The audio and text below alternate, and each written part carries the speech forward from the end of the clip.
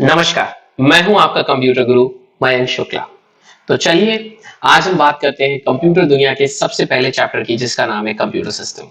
क्या है कंप्यूटर, कैसे चलता है इसके अंदर का सिस्टम और कैसे होती है सारी प्रोसेसिंग, यही जानेंगे हम आने वाले वीडियो के अंदर। कोई सी भी कंप्यूटर की तैयारी हो, कोई सा भी कंपटीशन हो, हर चीज के अंदर आजकल पूछा जाता है कंप्यूटर। तो बेसिक कंप्यूटर जहां जहां जिस जिस तैयारी के अंदर पूछा जा रहा है, वहां वहां पर ये चैप्टर काम आएगा। और ऐसी भर्तियां जो कि कंप्यूटर के ऊपर है, जैसे कि आईए, प्रोग्रामर, टीचर भर्ती, केवीएस पीजीटी या फिर दिल्ली के अंदर पीजीटी, और आने वाली भर्तियां राजस्थान के अंदर कंप्यूटर शिक्षा भर्ती, वहां पर इस चैप्टर का बहुत बड़ा योगदान होने वाला है। ये चैप्टर आपको बताएगा कैसे कंप्यूटर का अंदर का तंत्र है, कैसे उसकी पूरी वर्किंग है, प्रक्रिया है, उसी को हम समझेंगे। सबसे पहली बात, जब कंप्यूटर सिस्टम की बात होती है तो सबसे पहले आता है ऑपरेटिंग सिस्टम। क्या है ऑपरेटिंग सिस्टम, जरा सोचिए और मुझे बताइए कमेंट बॉक्स के अंदर। ऑपरेटिंग सिस्टम, जैसे कि इसका नाम बता रहा है ऑपरेटिंग, जो ऑपरेट करे, मतलब आपके कंप्यूटर को चलाने में मदद करे। आपके कंप्यूटर का वो हिस्सा जो सबको बांध के रखे, जैसे घर के अंदर मां होती है, स्कूल के अंदर प्रिंसिपल होती है, देश के अंदर सरकार होती है, वैसे ही कंप्यूटर जगत के अंदर ऑपरेटिंग सिस्टम है। ये आपके कंप्यूटर की मां है, जो सभी इनपुट डिवाइसेस को, सभी आउटपुट डिवाइसेस को, सभी मेमोरी डिवाइसेस को, सभी प्रकार के प्रोसेसर्स को आपस में बांधकर उनका तालमेल बनवा कर रखती है। इसलिए हम इसे कहते हैं ऑपरेटिंग सिस्टम, कंप्यूटर की मां। आगे बात चलती है, सारे जितने भी हार्डवेयर हैं, जितने भी प्रोसेसर्स हैं, चाहे कंप्यूटर में प्रिंटर लगा हो, चाहे कंप्यूटर में स्कैनर लगा हो, उन सबका आपस में तालमेल बनाने का काम होता है ऑपरेटिंग सिस्टम का। जब हम आगे जाएंगे तो ऑपरेटिंग सिस्टम पर खुद का एक चैप्टर आएगा पूरा, बट अभी हम बेसिक देख रहे हैं। ये क्या करती है, सेट ऑफ सर्विसेज प्रोवाइड करती है, बहुत सारी सर्विसेज प्रोवाइड करती है आपके यूजर को। दूसरी बात, जितनी भी सेकेंडरी मेमोरीज है, सेकेंडरी मेमोरी मतलब हार्ड डिस्क, पेन ड्राइव, इन सारी मेमोरीज को, इनपुट आउटपुट डिवाइसेस को मैनेज करती है, मतलब उन्हें संभाल के रखती है।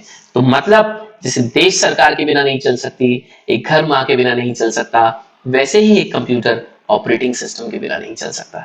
चलिए आगे चलते हैं, अगली बात करते हैं। अगला है बेसिक एलिमेंट, कि अगर हमें कंप्यूटर की बात करनी है तो इसका बेसिक एलिमेंट, इसके बेसिक तत्व क्या है। जैसे इंसानी शरीर 5 तत्वों से मिलकर बना है, वैसे ही आपका कंप्यूटर भी 4 तत्वों से मिलकर बना है। क्या क्या है वो 4 तत्व, देखते हैं। सबसे पहला है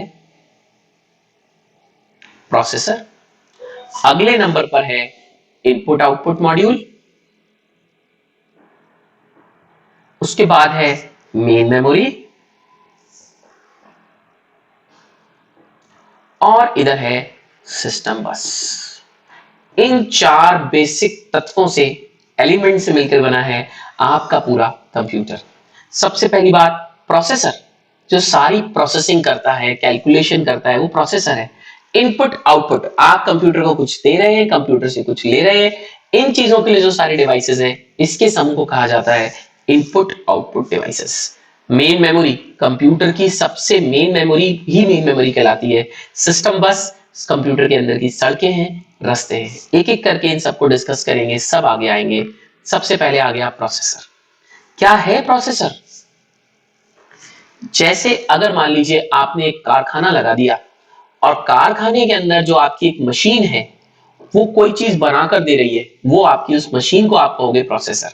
जैसे मान लीजिए आपने एक लंगर लगा रखा है, लोगों को आप खाना खिला रहे हैं, और आपने एक मशीन लगाई है जो रोटी बनाकर देती है। तो वो मशीन क्या है, आपके उस पूरे कार्यक्रम का प्रोसेसर है, कि आप उसमें आटा डालते हैं और आटे से वो आपको रोटी देती है। तो ऐसे ही आपके कंप्यूटर के अंदर प्रोसेसर होता है छोटा सा, जो एक्चुअलिटी में जो भी आप उसको भेजते हैं, उसको प्रोसेस कर कर, उस पर कुछ क्रिया प्रतिक्रिया कर कर आपको रिजल्ट, आपको उत्तर देता है। ठीक है, ये एक्चुअली में आपके कंप्यूटर के सारे ऑपरेशंस को, ऑपरेशंस मतलब क्रियाओं को कंट्रोल करता है, डेटा प्रोसेसिंग करता है। डेटा प्रोसेसिंग का मतलब क्या है, जो भी आप इसको डेटा देते हैं, उसको प्रोसेस करता है, उसके ऊपर कुछ कैलकुलेशन करता है, कुछ उसके ऊपर क्रियाएं करता है, और आपको फाइनल रिजल्ट, उत्तर देता है। ठीक है, इसको एक नाम से और जाना गया है, वो नाम क्या है? CPU। अच्छा, ये फुल फॉर्म बहुत आती है कॉम्पिटिटिव एग्जाम्स के अंदर। तो सीपीयू की फुल फॉर्म है सेंट्रल प्रोसेसिंग, लिख लें, कॉपी पेन चलाएंगे तो ही सीखेंगे। वीडियो को पॉज करें और लिखें, चैनल को सब्सक्राइब करें। सेंट्रल प्रोसेसिंग यूनिट इसका एक और नाम है। चलिए आगे बढ़ते हैं, अब बात करते हैं मेन मेमोरी की। कंप्यूटर की मेन मेमोरी, जैसे हमारे पास हमारा दिमाग है जिसके अंदर हम चीजों को याद रखते हैं, ऐसे ही कंप्यूटर के पास भी अलग अलग तरीके के दिमाग है, मेमोरी है, याददाश्त है, जिसमें वो चीजों को याद रखता है। उसमें से सबसे ज्यादा काम की है main memory. Main memory, M से मयंक, एम से मेन मेमोरी। चलिए, तो मजाक की बात हुई, आगे चलते हैं। मेन मेमोरी का नेचर है, बहुत ही बढ़िया टर्म आ रही है यहाँ पे, वॉलेटाइल। वॉलेटाइल का मतलब होता है नश्वर, मतलब जिसकी वैल्यू, जिसके अंदर रखा हुआ सामान अपने आप समय के साथ चला जाए। जैसे ही आपने कंप्यूटर को बंद करा और दोबारा चलाया तो जो भी मेन मेमोरी के अंदर होगा वो सब कुछ मिट जाएगा। This is known as main memory. ये आपके कंप्यूटर में इसके कुछ और नामों से भी इसको जाना गया है। एक नाम इसको दिया गया है रियल मेमोरी, और एक नाम इसको दिया गया है प्राइमरी मेमोरी।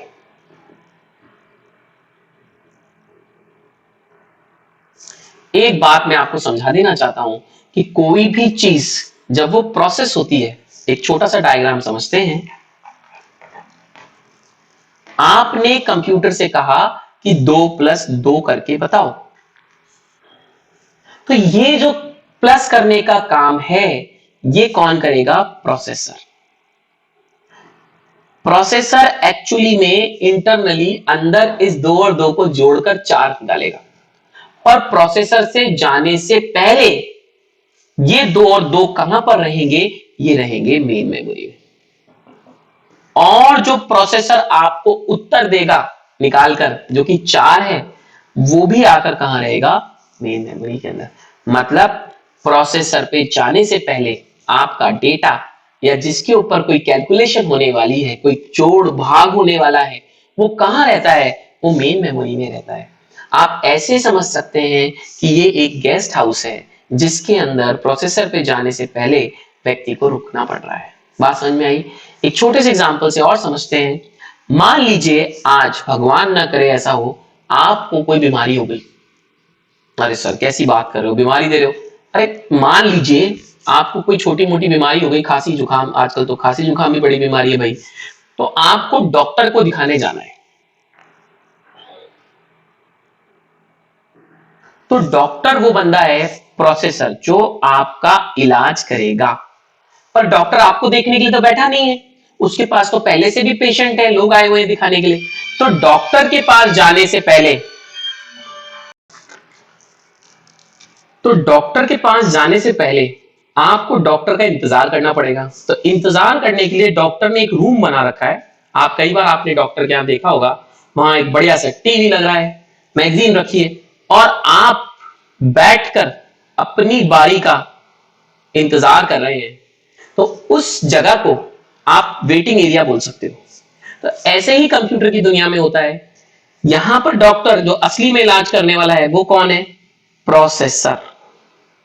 और प्रोसेसर खाली तो है नहीं, वो पहले से कुछ और काम कर रहा होगा। तो उस पे जाने से पहले आप जिस जगह पर बैठता है डेटा, वो जगह कहलाती है मेन मेमोरी। और ये ऐसे यहां पे डेटा बैठकर इंतजार करता है। तो डॉक्टर से मिलने से पहले आप वेटिंग रूम में बैठते हैं, प्रोसेसर से मिलने से पहले आप मेन मेमोरी में डेटा को बिठाते हैं। ठीक है, आगे चलते हैं, अगली बात करते हैं इनपुट आउटपुट मॉड्यूल। जो आपका ये इनपुट आउटपुट मॉड्यूल है, ये कैसे काम करता है ये देखते हैं। इनपुट आउटपुट मॉड्यूल का मतलब क्या है? ये आपके डेटा को अंदर और बाहर करता है। मतलब ये आपका एक कंप्यूटर है, आप कुछ समय आने पर इसे कुछ डेटा भेजेंगे और कंप्यूटर उस डेटा को प्रोसेस कर कर आपको कुछ आउटपुट देगा। तो इनपुट लेते वक्त तो इनपुट डिवाइसेस का रोल होगा, और आउटपुट देते वक्त आउटपुट डिवाइसेस का रोल होगा। जैसे समझ लेते हैं, आपको आज एक पत्र लिखना है, लेटर लिखना है, तो आपने कीबोर्ड की मदद से लिखा और प्रिंटर की मदद से उसको आगे प्रिंट कर लिया। आपने कीबोर्ड की मदद से लिखा और प्रिंटर की मदद से प्रिंट कर लिया, तो ये आपका इनपुट आउटपुट डिवाइसेस हो गया, इनपुट आउटपुट मॉड्यूल हो गया। इनपुट बहुत सारे डिवाइसेस हो सकते हैं। देखिए, अगर आप और हम आपस में बात करेंगे तभी ही ये वीडियो इंटरेस्टिंग और मजेदार बनेगा। यहां पर बहुत जरूरी है, कुछ कमेंट बॉक्स के अंदर आप इनपुट डिवाइसेस बताइए 5, और कमेंट बॉक्स के अंदर भी बताइए आउटपुट डिवाइसेस। क्या फायदा है कमेंट बॉक्स में लिखने से? आप अपना नंबर लिखिए, मैं आपसे पर्सनली बात करूंगा, और दूसरी बात, आपके कोई भी डाउट होंगे 1 to 1 सॉल्व करेंगे। जो लोग कमेंट बॉक्स में ज्यादा पार्टिसिपेट करेंगे उनसे हम पर्सनली जुड़ेंगे। तो चलिए, 5 इनपुट डिवाइसेस और 5 आउटपुट डिवाइसेस। बच्चों वाले तो सबको पता है, थोड़े अलग सोचिए आजकल के जमाने के। जैसे कैमरा है, इनपुट डिवाइस है, ठीक है। एक एग्जांपल मैंने आपको दिया, कीबोर्ड, माउस, जॉयस्टिक।